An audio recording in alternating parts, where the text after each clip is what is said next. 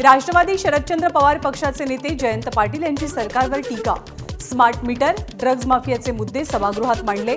80 लाख लाडक्या बहिणी योजनेतनं बाहेर, मुंबई पालिकेच्या ठेवी घटल्याचा आरोप। 97,000 कोटींच्या पुरवणी मागण्यांवरती सरकारकडनं समाधानकारक उत्तर नाही। ठाकरेंच्या शिवसेनेचे नेते भास्कर जाधव यांची पावसाळी अधिवेशनावर टीका।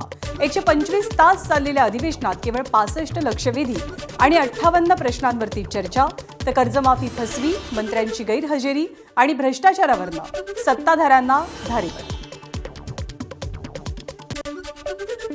काँग्रेसचे नेते नाना पटोलेंची सरकारवर जोरदार टीका।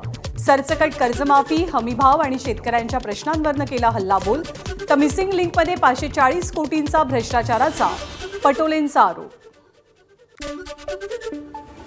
मिसिंग लिंक पडला की त्याची कमान पडली याची तरी माहिती घ्यायची होती, उपमुख्यमंत्री एकनाथ शिंदे यांचा विरोधकांना टोला। तर मिलिंद नार्वेकरांनी खरं बोलण्याची हिंमत दाखवली, त्यांचं अभिनंदन, शिंदेंकडनं नार्वेकरांचं कौतुक।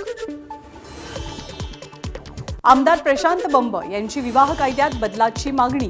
पालकांच्या संमतीनं मुलीचं वय 21 आणि मुलाचं वय 24 व्हावं। पळून जाऊन होणाऱ्या लग्नांमुळे कुटुंब आणि समाजात समस्या, राज्य सरकार काउन्सिलिंगसाठी विशेष केंद्र उघडणार।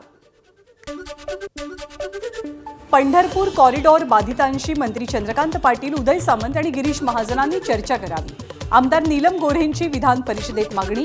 शासनाच्या कॉरिडॉर प्रस्ताव आणि मोबदल्याच्या सादरीकरणाला बाधितांचा विरोध।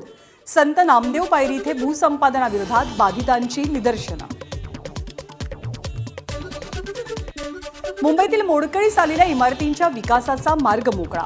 म्हाडाच्या धोकादायक इमारती ठरवण्यासाठी सक्षम प्राधिकरण असल्याचं विधेयक परिषदेमध्ये संमत। विधेयकामुळे म्हाडाच्या कार्यकारी अभियंत्याला इमारत धोकादायक ठरवण्याचा अधिकार। मुंबई महानगरपालिकेच्या सभेत महापौर राजीनामा आणि राम मंदिरावरनं जोरदार राडा। भाजपचे नवनाथ बन यांच्या भाषणावेळी गदारोळ, ठाकरेंच्या शिवसेनेच्या नगरसेवकांसोबत बाचाबाची। परभणी महानगरपालिकेत महापौर सय्यद इक्बाल यांच्या दालनात तरुणाचा गोंधळ। हातात धारधार शस्त्र असल्यानं तरुणाचा हल्ल्याचा उद्देश होता, महापौरांचा आरोप। शेख रफिक शेख रौफ विरोधात सरकारी कामात अडथळ्याचा गुन्हा दाखल।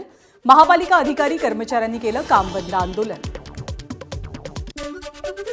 शिवसेना नगरसेवक रमेश म्हात्रेंवरती पक्षांतर्गत कारवाईची शक्यता। म्हात्रे यांच्या पक्षानं पाठवली कारणे दाखवा नोटीस। डॉक्टर मारहाण प्रकरणी तुमच्यावर पक्षानं कारवाई का करू नये, रमेश म्हात्रेंना पक्षानं केली विचारणा।